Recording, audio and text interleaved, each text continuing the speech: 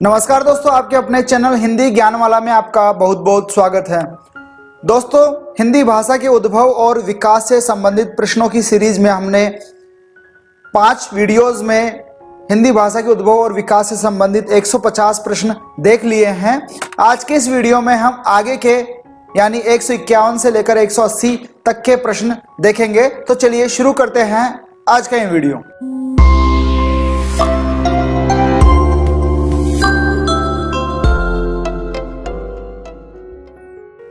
दोस्तों, वीडियो शुरू करने से पहले मेरी आपसे रिक्वेस्ट है कि अगर अभी तक आपने हमारे चैनल को सब्सक्राइब नहीं किया है तो चैनल को सब्सक्राइब जरूर कर ले और बेल आइकन को दबाकर नोटिफिकेशन ऑन कर ले ताकि हमारे आगे आने वाली वीडियो की जानकारी आपको सबसे पहले मिल सके। तो चलिए वीडियो में आगे बढ़ते हैं।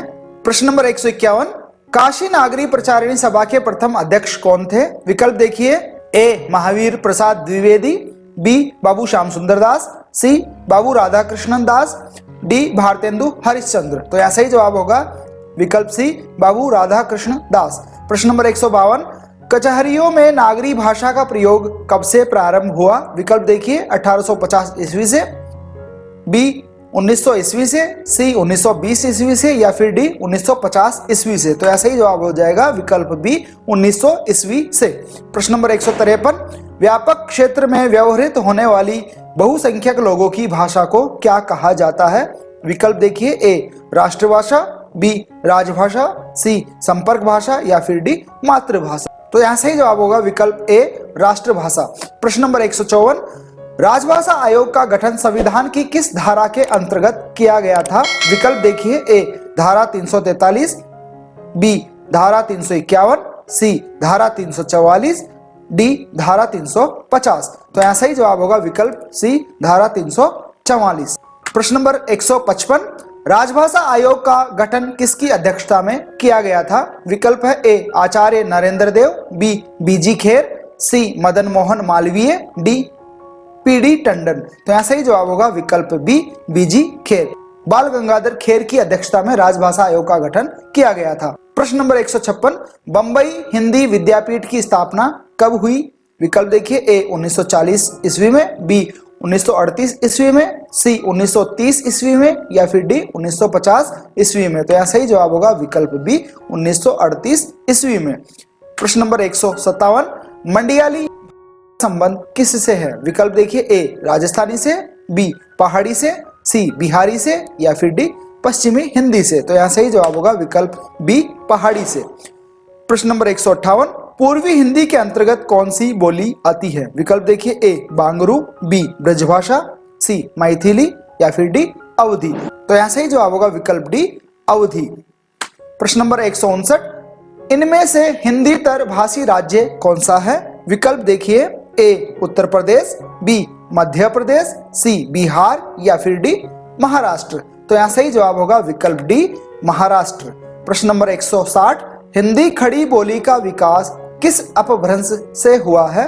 विकल्प देखिए। ए ब्राचड़ अपभ्रंश से, बी मागधी अपभ्रंश से, सी शोरशनी अपभ्रंश से या फिर डी अर्धमागधी अपभ्रंश से। तो यहाँ सही जवाब होगा विकल्प सी शोरसेनी अपभ्रंश से हिंदी खड़ी बोली का विकास हुआ था।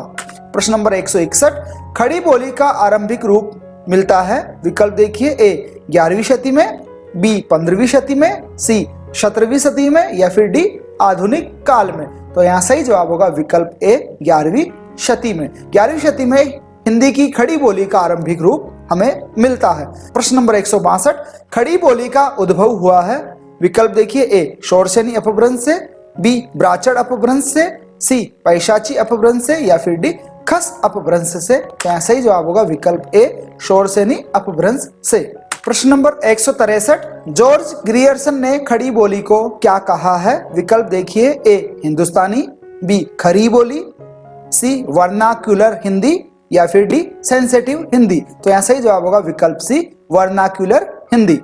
प्रश्न नंबर 164, डॉक्टर ग्रियर्सन ने ब्रज भाषा को अन्य नाम क्या दिया था? विकल्प है। ए बी कृष्ण भाषा, सी अंतर्वेदी भाषा या फिर डी वर्नाक्यूलर हिंदी। तो यहाँ सही जवाब होगा विकल्प सी अंतर्वेदी भाषा। प्रश्न नंबर 165, अवधी बोली का केंद्र स्थान क्या है? विकल्प है। ए बस्ती, बी बाराबंकी, सी बहराइच या फिर डी अयोध्या। तो यहाँ सही जवाब होगा विकल्प डी अयोध्या। प्रश्न नंबर 166, खड़ी बोली का प्रयोग साहित्यिक हिंदी खड़ी बोली के अर्थ के अतिरिक्त किस अर्थ में प्रयुक्त होता है? विकल्प देखिए, ए शुद्ध के अर्थ में, बी दिल्ली मेरठ के आसपास की लोक बोली के अर्थ में, सी लोक साहित्य की भाषा के अर्थ में, या फिर डी लोक गीतों की भाषा के अर्थ में। तो यहाँ सही जवाब होगा विकल्प बी दिल्ली मेरठ के आसपास की लोक बोली के अर्थ में खड़ी बोली का प्रयोग होता है। प्रश्न नंबर 167, सन 1955 में राष्ट्रपति ने जिस राजभाषा आयोग की नियुक्ति की उसमें कितने सदस्य थे? विकल्प देखिए, ए 5, बी 11, सी 21 या फिर डी 7। तो यहाँ सही जवाब होगा विकल्प सी 21। 1955 में राष्ट्रपति द्वारा राजभाषा आयोग की नियुक्ति की गई थी और उसमें कुल 21 सदस्य थे। प्रश्न नंबर 168, हिंदी हिंदुस्तानी के भाषा संबंधी विवाद में किसके नेतृत्व में हिंदी की विजय हुई थी? विकल्प देखिए, ए महावीर प्रसाद द्विवेदी, बी महात्मा गांधी, सी पुरुषोत्तम दास टंडन या फिर डी बाबू शिव प्रसाद सिंह। तो यहाँ सही जवाब हो जाएगा विकल्प सी पुरुषोत्तम दास टंडन। प्रश्न नंबर 169, पंडित किशोरी दास वाजपेयी ने 19वीं शताब्दी के पूर्वार्ध को किस युग के नाम से अभिहित किया है? विकल्प देखिए, ए भारतेंदु युग, बी लाल युग, सी खड़ी बोली हिंदी युग या फिर डी आधुनिक युग। तो यहाँ सही जवाब होगा विकल्प बी लाल युग। प्रश्न नंबर 170, हिंदी खड़ी बोली गद्य के विकास में किस साहित्यकार ने महत्वपूर्ण भूमिका निभाई? विकल्प देखिए, ए सदल मिश्र ने, बी मिश्र बंधु ने, सी ग्रियर्सन ने या फिर डी अमीर खुसरो ने। तो यहाँ सही जवाब होगा विकल्प ए सदल मिश्र ने। प्रश्न नंबर 171, भाषा के संदर्भ में महात्मा गांधी ने किसका समर्थन किया था? विकल्प है, ए हिंदी का, बी हिंदुस्तानी का, सी हिंदुई का या फिर डी उर्दू का। तो यहाँ सही जवाब होगा विकल्प बी हिंदुस्तानी का। प्रश्न नंबर 172, खड़ी बोली का दूसरा नाम क्या? देखिए, ए कन्नौजी, बी कौरवी, सी बघेली या फिर डी मगही। तो यहाँ सही जवाब होगा विकल्प बी कौरवी। प्रश्न नंबर 173, पूर्वी हिंदी का विकास इनमें से किस अपभ्रंश से हुआ है? इस प्रश्न को ऐसे भी पूछा जा सकता है, पूर्वी हिंदी किस अपभ्रंश से निकली मानी जाती है? तो यहाँ विकल्प देखिए, ए शोरसेनी, बी महाराष्ट्री, सी अर्धमागधी या फिर डी मागधी। तो यहाँ सही जवाब होगा विकल्प सी अर्धमागधी।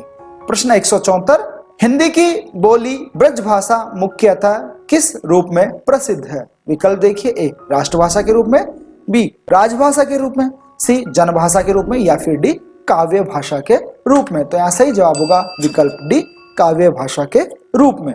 प्रश्न नंबर 175, हिंदी भाषा की बोलियों के वर्गीकरण में छत्तीसगढ़ी को आप किस वर्ग में रखेंगे? विकल्प देखिए, ए पूर्वी हिंदी, बी पश्चिमी हिंदी, सी पहाड़ी हिंदी या फिर डी राजस्थानी। तो यहाँ सही जवाब होगा विकल्प ए पूर्वी हिंदी। प्रश्न नंबर 176, ब्रजबुली नाम से कौन सी भाषा जानी जाती है? विकल्प देखिए, ए पंजाबी, बी पुरानी बांग्ला, सी गुजराती या फिर डी। तो यहाँ सही जवाब होगा विकल्प बी पुरानी बांग्ला। पुरानी बांग्ला भाषा को ब्रजबुली नाम से जाना जाता है। प्रश्न नंबर 177, ब्रज भाषा को निम्न में से किस वर्ग में रखेंगे? विकल्प देखिए, ए पहाड़ी हिंदी, बी पूर्वी हिंदी, सी बिहारी हिंदी या फिर डी पश्चिमी हिंदी। तो यहाँ सही जवाब हो जाएगा विकल्प डी पश्चिमी हिंदी। ब्रज भाषा पश्चिमी हिंदी के अंतर्गत आती है। प्रश्न नंबर 178, बिहारी भाषा की उत्पत्ति हुई है? विकल्प देखिए, ए मागधी अपभ्रंश से, बी नागर अपभ्रंश से, सी अर्धमागधी अपभ्रंश से या फिर डी शोरसेनी अपभ्रंश से। तो यहाँ सही जवाब हो जाएगा विकल्प ए मागधी अपभ्रंश से। प्रश्न नंबर 179, बघेली बोली का संबंध किस उपभाषा से है? विकल्प देखिए, ए पूर्वी हिंदी से, बी राजस्थानी से, सी बिहारी से, डी पश्चिमी हिंदी से। तो यहाँ सही जवाब हो जाएगा ए पूर्वी हिंदी से। प्रश्न नंबर 180, मगही बोली का विकास किस अपभ्रंश से हुआ है? तो विकल्प देखिए, ए पूर्वी हिंदी से, बी बिहारी से, सी पश्चिमी हिंदी से या फिर डी पहाड़ी हिंदी से। तो यहाँ सही जवाब होगा विकल्प बी पहाड़ी हिंदी से। धन्यवाद दोस्तों, आज के इस वीडियो में बस ये 30 प्रश्न ही देखेंगे। अगले वीडियो में हम आगे के 30 प्रश्न और देखेंगे। उम्मीद है वीडियो में दिए गए प्रश्न आपको अच्छे लगे होंगे। वीडियो में दिए गए प्रश्न अगर आपको अच्छे लगे तो वीडियो को लाइक जरूर करें, अपने साथियों के साथ शेयर करें। चैनल को अभी तक आपने सब्सक्राइब नहीं किया है तो चैनल को सब्सक्राइब करें और बेल आइकन को दबाकर नोटिफिकेशन ऑन कर लें ताकि हमारे आगे आने वाली वीडियो की जानकारी आपको सबसे पहले मिल सके। धन्यवाद। जय हिंद, जय भारत।